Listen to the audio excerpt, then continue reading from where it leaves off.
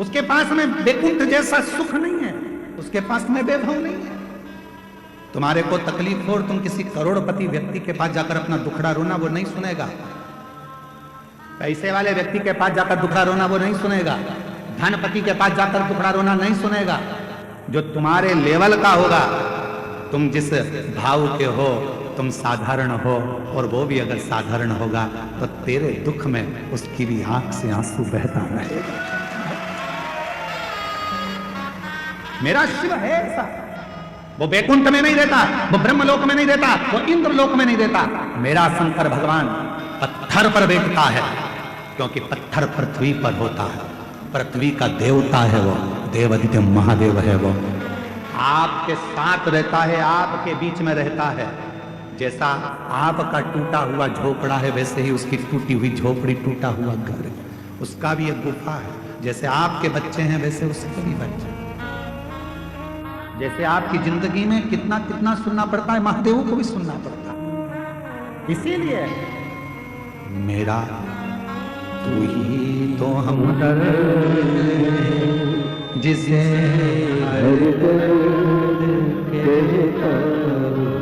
बोलो बोलो, मेरा तू ही तो हमदर्द जिसे हर दर्द कहता हूँ। दुनिया के आगे रहूं चुपचाप रहता हूं। दुनिया के आगे रहूं चुपचाप रहता हूं। मेरा तू ही तो हमदर्द है जिसे हर दर्द कहता हूं। मेरा तू ही तो हमदर्द है जिसे हर दर्द कहता हूं। किसको कहूं, किससे जाकर कहूं? अगर दूसरे से कहूंगा वो हंसेगा, दूसरे से बोलूंगा हंसेगा। मेरे घर की बात मैं दुनिया में जाकर कहूंगा, लोग ताने कसेंगे। पहले तो खूब मंदिर जाती थी, पहले तो खूब कथा में जाती थी, अब किसके पास जाएगी, लोग कहेंगे। इसलिए मैं किससे कहूंगी? कई बहनें मेरी ऐसी हैं, कई मेरी जीजियां ऐसी हैं, कई मेरी बेटियां ऐसी हैं, शादी हो गई, पिताजी नहीं है, चले गए, कोई नहीं पूछता। कई ऐसी हैं जिनका मां भी चली गई, किससे कहेगी वो जाकर? माए का मां से होता है, माए का बाप से होता है। जब बाप ही नहीं है, मां भी नहीं है, किससे कहे, किससे बोलेगा? भाई सुनता नहीं, भाभी सुनती नहीं, हंसी में टाल देते हैं, रिश्तेदार सब ऐसे ही टाल देते हैं, तो किससे कहूं? तब आखिरी में कहा कि वो कुबेरेश्वर धाम का जो कुबेर भंडारी है वो मेरा बाप है, उससे जाकर अपने दिल की बात कहकर आ जाती। किससे कहूं? मेरा तू ही तो हमदर्द है जिसे हर दर्द कहता। पापा थे तुमसे कह देती थी, पापा मुझे तकलीफ है, पापा ऐसा हो गया, पापा वैसा हो गया। पापा गले से लगा कर कह देते थे, कोई बात नहीं बेटा, मैं बात करूंगा, दामाद से बोलूंगा, समझाऊंगा, उसके मम्मी पापा से बात करूंगा। अब तो पापा भी नहीं है, कौन कहेगा, किससे कहूंगा? मम्मी भी नहीं है, मैं मेरी माँ होती तो कह देती। मैं फोन लगाकर बोलती, माँ तकलीफ में हूं, मेरी माँ तुरंत आकर खड़ी हो जाती, लाड़ो क्या हो गया बेटा, क्या है, क्यों चिंता कर? किससे कहूं? कौन सुनेगा? ये कलिकाल संसार भरा पड़ा है दुष्टों से, ये कोई सुनता नहीं, सब नोचने वाले मिलते हैं। पापा तेरा जैसा दयालु दूसरा नहीं हो सकता, पापा कुछ ना होकर भी सब कुछ देता था। माँ तूने कभी खाली नहीं भेजा माँ, आज किससे कहने जाऊं, किसको बोलूंगी? मेरे बहुत दुखी हूं, बहुत तकलीफ में, मैं किसको किसको बोलूं? बहुत तकलीफ है, बस ये जीवन चल रहा है। पापा तुम चले गए पर ये संसार के लोग छोड़ के नहीं, मैं किसको कहूं? पापा किसके दरवाजे पर जाकर कहूं मेरा तू ही तो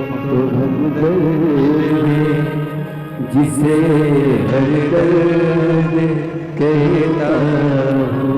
किसको जाकर बोलूंगा, कौन सुनेगा? इसलिए कहता हूं मैं पूरे पूरे विश्व को, पूरी दुनिया से कहता हूं, उस शिव को अपना बाप बना लो, पिता बना लो। शंकर के मंदिर में जाकर अपने पापा से 2 क्षण मिलकर कहता है, क्यों ना सुनेगा? आया नजर ना कोई भी अपना, जब मुझको दरकार थी, जब मुझको दरकार थी, तब मेरे पथ का, जीवन के रथ का तू ही बना सारथी, तू ही बना सारथी।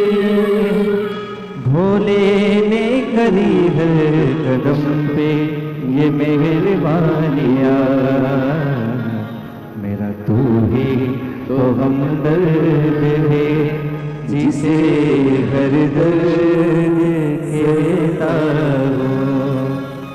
मेरा तू ही तो हमदर्द है, जिसे हर दर्द कहता हूँ।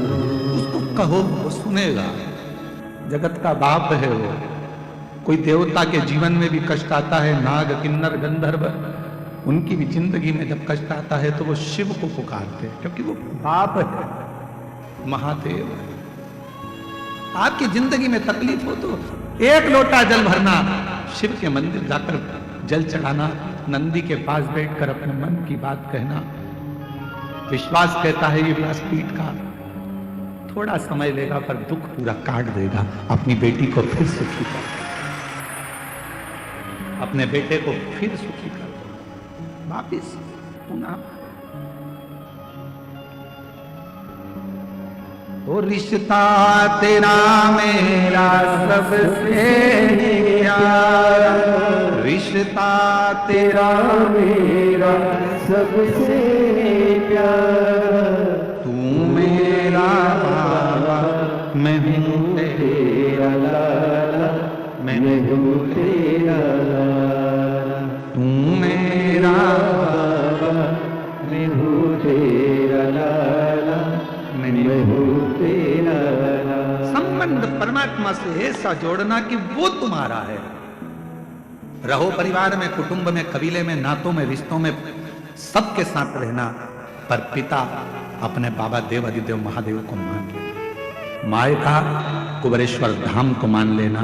जिस दिन लगने लगे कि मायके में कोई नहीं पूछ रहा, किससे कहूं, तो एक बार कुबेरेश्वर धाम आना, कंकर की पूजन कर कर रुद्राक्ष लेकर जाना, बाप से कहकर जाना, बाबा मायके में बुलाते रहना, झोली भरते रहना और मैं आता रहूंगा।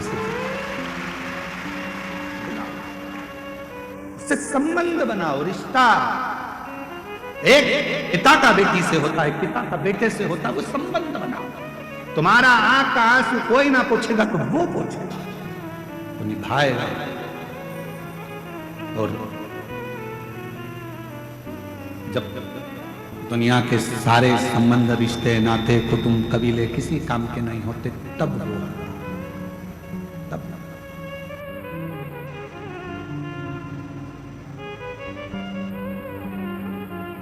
और जब वो आता है तो फिर खाली छोड़ता नहीं है, खाली भेजता नहीं जब वो आता है। इसीलिए स्मरण में रखिएगा, अपनी किस्मत का ताला हो अपनी अपने स्थान पर बैठकर बाबा को इस कथा का ये विराम का भजन है। इसके बाद इस कथा में कोई भजन नहीं है, इसलिए ये एक मौका और बाबा ने आपसे कहा है कि जहाँ जहाँ जगह मिल जाए वहाँ बैठकर अपने मन की बात अपने बाबा को दिल से कहकर जाना, बाबा से प्रार्थना करना कि 3 महीने में मेरी झोली भरना, जो मांग रही हूँ वो देना बाबा।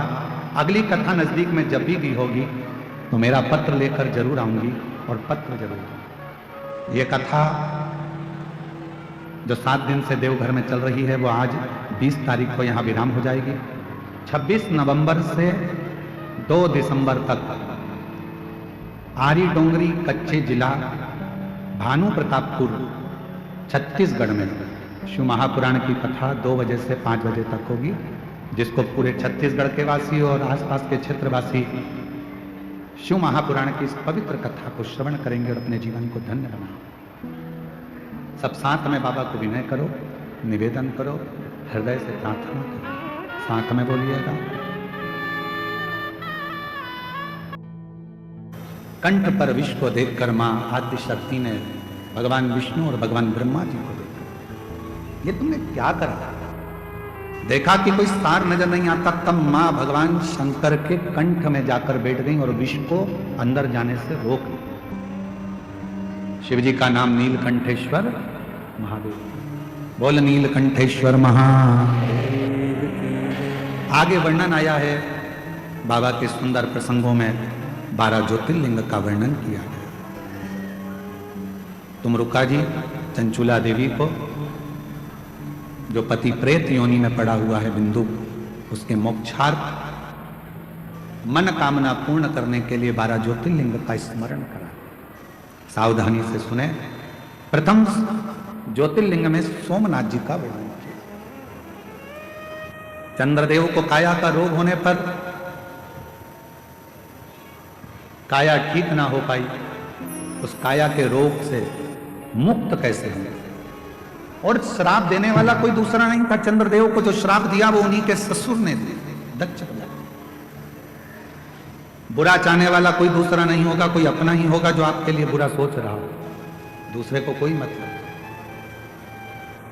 श्राप मिला, शिव की आराधना चंद्रदेव ने करी और बाबा की कृपा से चंद्रदेव का काया का रोग समाप्त हुआ। सोमेश्वर नाथ के रूप में भगवान वहां विराजमान हुए। अगला वर्णन है श्री मल्लिकार्जुन का। कार्तिकेय बाबा रुष्ट होकर गए। स्वयं भगवान देवादिदेव महादेव ने माता पार्वती जी के साथ में जाकर कार्तिकेय जी को मनाया, दर्शन दिया। बाबा मल्लिकार्जुन के रूप में श्री शैलम पर विराजमान हुए। दूषण नाम का एक असुर ब्राह्मण के बच्चों को पकड़कर उनको निचोड़कर उनका रक्त पी जाता था। उसको देखकर भगवान देवादिदेव महादेव ने आकर, स्वयं भगवान शंकर ने आकर दूषण का काल बनकर भगवान शंकर ने दूषण को मारा। शिवजी का नाम कालाधिपति महाकालेश्वर हो गया। अगला वर्णन है श्री विंध्य पर्वत का। विंध्य पर्वत ने भगवान देवादिदेव महादेव की साधना आराधना कर कर शिव जी को ओम के नाद से प्रकट किया। शिव ओमकार के रूप में विराजमान हुए।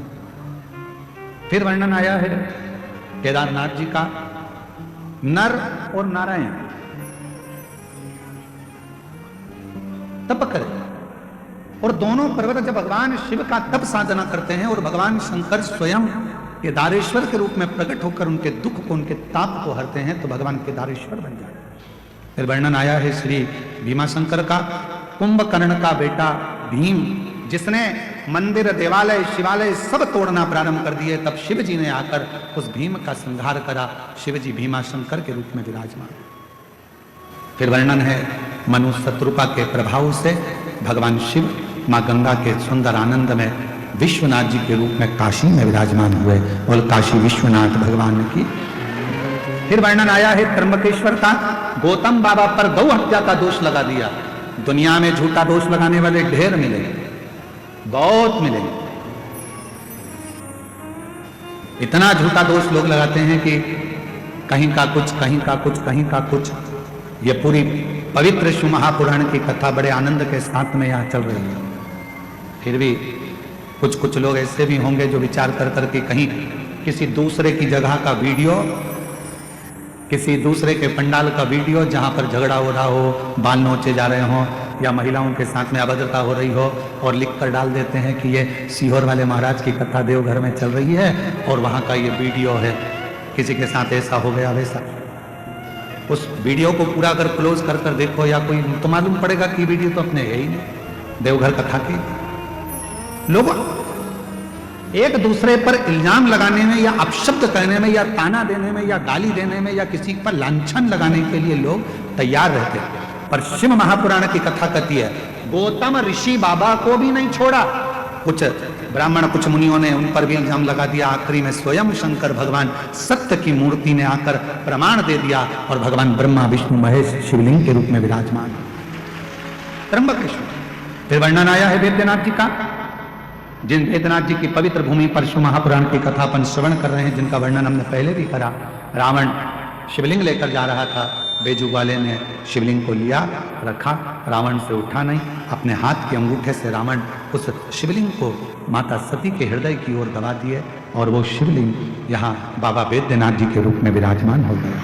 अगला वर्णन है श्री नागेश्वर बाबा का। दारूक नाम के राक्षस का संहार करने के लिए भगवान नागेश्वर बन गए। राम जी ने स्थापना करी तो भगवान रामेश्वर बन गए। सुधर्म नाम के ब्राह्मण की पत्नी भूष्मा के बेटे को, जो मर चुका था, उस बेटे को भगवान ने जीवित करा तो भगवान शंकर कृष्णेश्वर नाथ बन गए। ऐसे 12 ज्योतिर्लिंग का स्मरण है।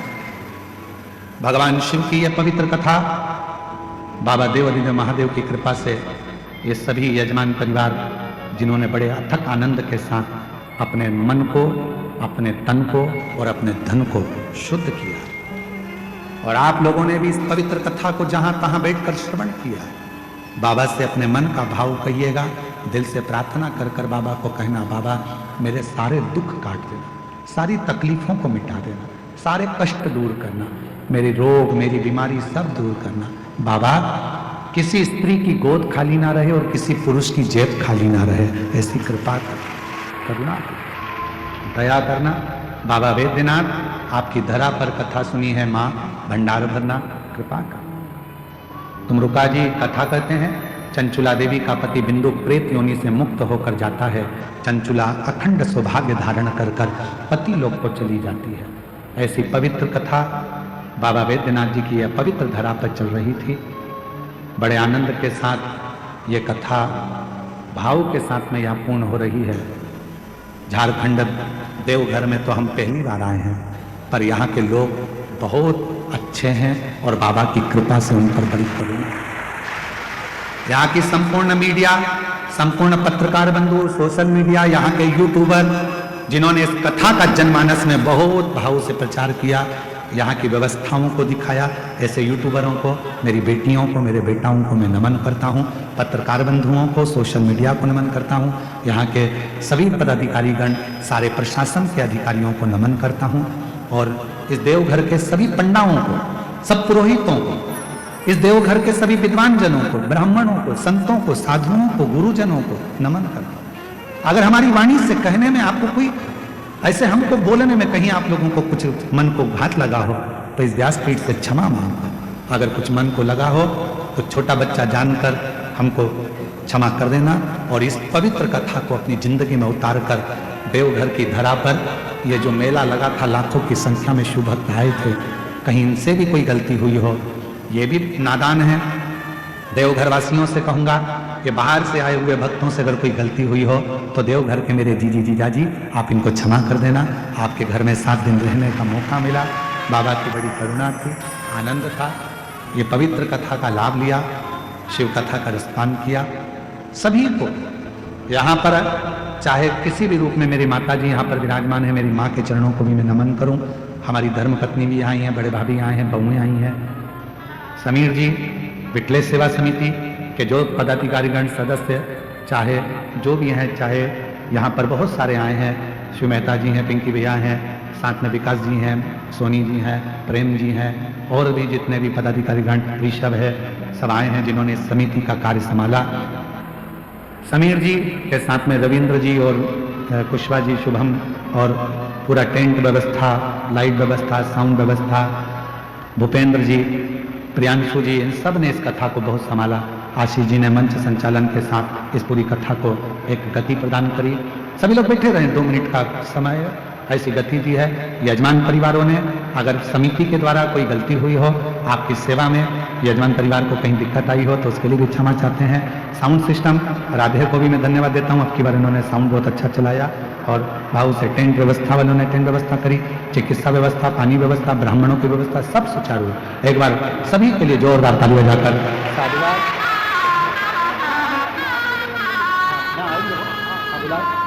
आशीष जी जिनका नाम ले रहे हैं वो मैं मंच पर ससम्मान आमंत्रित करता हूं। जिससे हम तो आपको कुछ नहीं दे सकते, पर ये बाबा की कथा आपकी जिंदगी में कभी आपको खाली नहीं रखेगी, ये विश्वास रखते हैं। फिर मिलेंगे। अभी आशीष जी कुछ नाम ले रहे हैं, उनका सम्मान होगा, जब तक बैठे रहिए। इतनी देर खड़े रहोगे पांव दुखने लगेंगे। अगली कथा 26 नवंबर से 2 दिसंबर आरी डोंगरी कच्चे जिला भानु प्रतापपुर 2 बजे से 5 बजे तक, 26 नवंबर से 2 दिसंबर तक 7 दिवसीय शिव महापुराण की कथा का लाभ लेंगे। छत्तीसगढ़ वालों करो तैयारी, आ रहा है कुबेर भंडारी। बड़े भाव से झोली पसार कर प्रेम से नमन कर कर बाबा की कथा का लाभ लीजिएगा 2 बजे से 5 बजे तक। बड़े भाव से आप जब यहां से जाएं, श्री शिवाय नमस्तुभ्यम अपने घर के दरवाजे पर जरूर लिखें, गाड़ी पर लिखें, बोलें और अपने जीवन में उतारें। यहां से जाएं, अपना एक एक फोटो खींचकर जरूर जाना। याद रहेगा कि कुबेरेश्वर बाबा की इस पवित्र कथा का लाभ देवघर में लिया था। अपने इंस्टाग्राम पर, फेसबुक पर, यूट्यूब पर जहां मर्जी पड़े वहां लिख कर डालना कि हमारे देवघर में यह कुंभ का मेला।